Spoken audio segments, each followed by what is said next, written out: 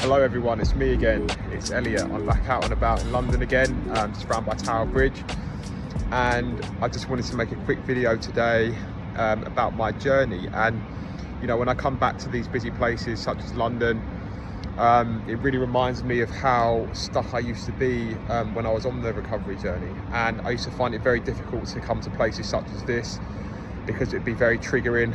You know, with HOCD, sexual orientation fears, you're constantly faced with those exposures in the environment, you know, people that you don't want to find attractive, and OCD is always going to be trying to you know, pull you towards that and make you think that you are attracted to that, and it's going to convince you of that, and then you're going to want to avoid that too.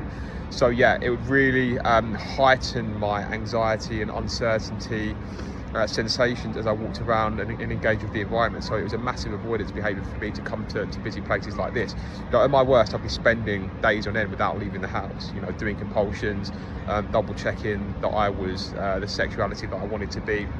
You know, I'd avoid my friends because I was scared of finding them attractive.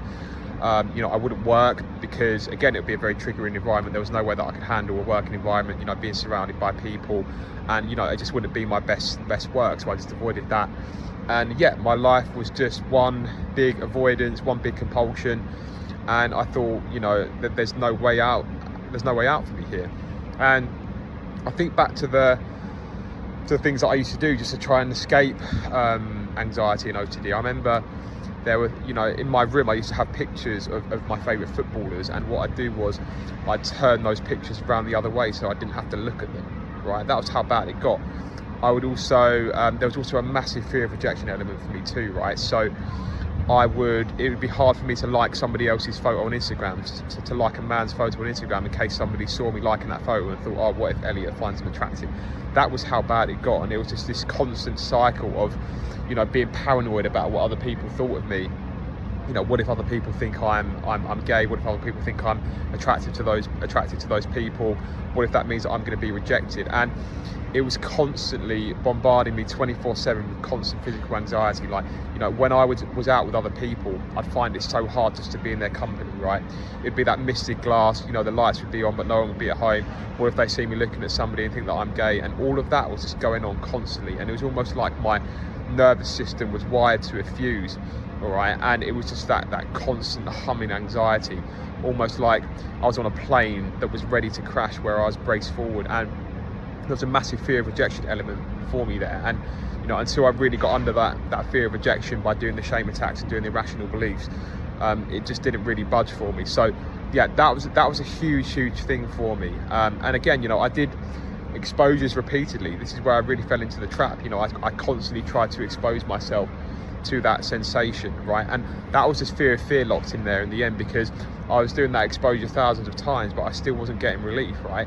So that showed me that I needed a deeper level of acceptance, and I needed to stop doing those compulsive exposures just to try and alleviate that anxiety in the moment. You know, when you get to that point, life is very much the exposure. You need to take the risk of maybe doing recovery wrong. You know, of course, there isn't an instruction manual telling us how to recover, but in those moments I really had to take the risk of potentially doing recovery wrong, because otherwise fear held all the cards, and it was just keeping me trapped as a prison, right? So there was all of that going on, and you know, just seeing the confusion and the uncertainty that I was going through, you know, because some of the things that I did, so you know, whether it was intimacy or sex, that could have been, or it was a compulsion for me, but it was also a compulsion. It was also an avoidance behaviour for me to avoid, you know, the intrusive images and sensations coming up. You know, what if I'm living a lie? What if I don't enjoy that, and it means that I'm the thing that I don't want to be? So it was almost like it was a compulsion and avoidance behaviour at the same time, and that was just so confusing for me, you know. And I was just so stuck. I was so confused. How do I possibly get out of this situation when there's all these different moving parts going on? You know, what is the path to recovery? And you know, with those moments, especially with the avoidance and the compulsions, you know, when you feel like in the moment it could be an avoidance behaviour, you go towards that. And when you feel like it's a compulsion where you actually need to act and get that urgency and find that answer, you know, that could be a good moment where you don't do it. And of course, you know, fear is going to try and get in there and say, you know, are you doing avoidance behaviour? Are you doing a compulsion? But it's just the stubborn nature of OCD where it really tries to latch on. So it's important to think about that on the journey. And you know, that sometimes needs another pair of eyes to really see that. But having been there and lived the journey, you know, we know what that feels like. We know what to look out for. And yeah, you know, I never thought I'd be back to the place of baseline calm where I am now.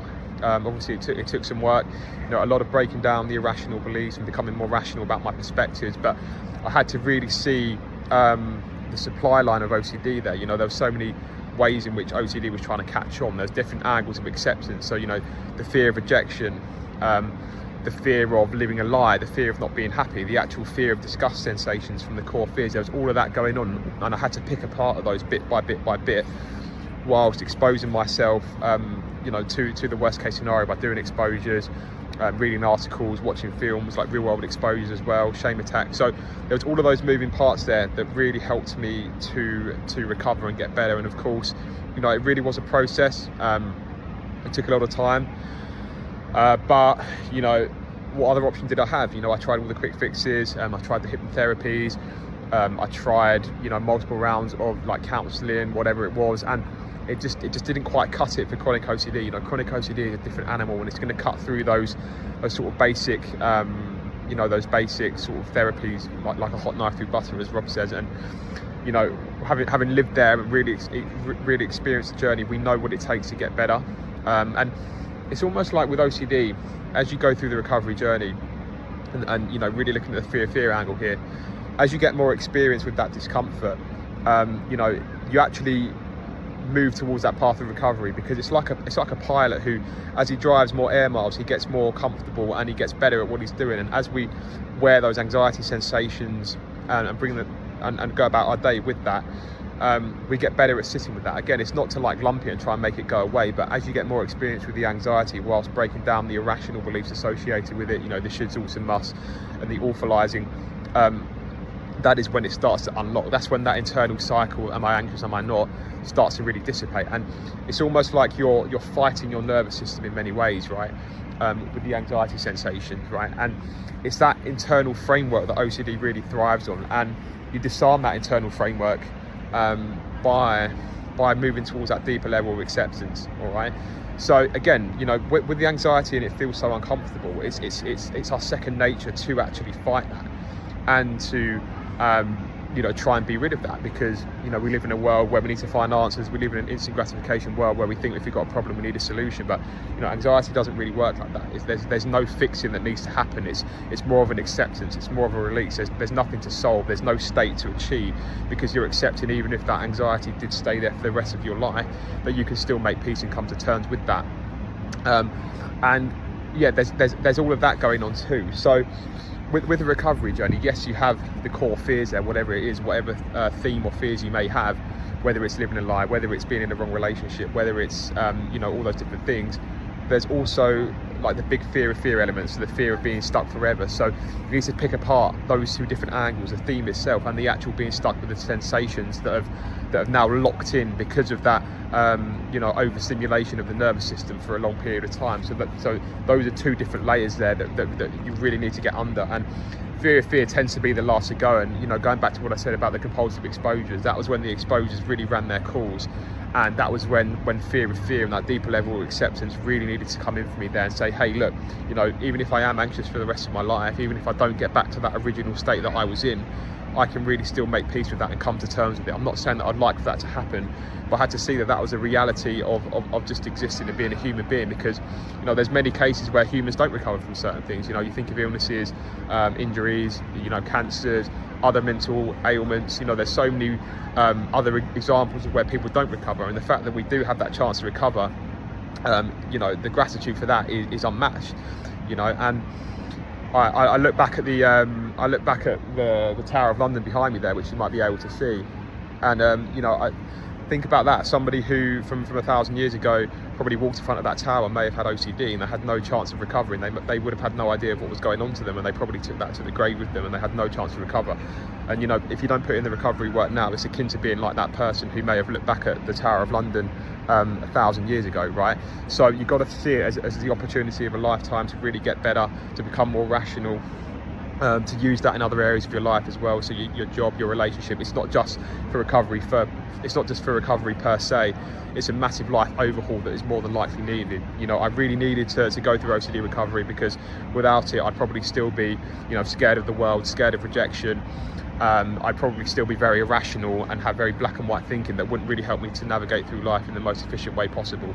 All right, so there's lots of benefits to it, to recovery. So when it feels like it feels too much to recover and put the work in, think about how it's going to change your life over a long period of time. You know, you won't see the fruits of that labor in the moment, but over time, like going to the gym repeatedly, again and again, you really get to see the results of that. You know, you build more muscle, you feel good, and that comes as a gradual sort of experience as you really put the work in to go to the gym. And it's very much the same with recovery. All right, so think of it as like a life overhaul, a factory reset, a much needed process that we need in order to bring forward that rationality in our lives, you know, in our relationships, in our jobs, whatever it is. So see it as an opportunity and something that you can really grasp and go for. All right, so, you know, another thing as well, if you do feel stuck, there really is hope. You know, I've been in the position where I was stuck with chronic anxiety. I had absolutely no hope of getting out of it.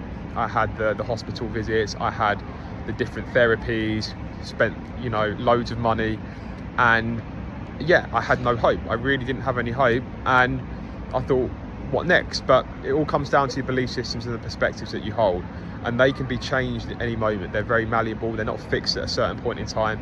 How you feel now doesn't equal forever, and it's so important to see that. The mind will release from that internal torment and suffering as it sees a reason to, and acceptance gives it that reason to unlock from that internal framework that OCD needs to flourish.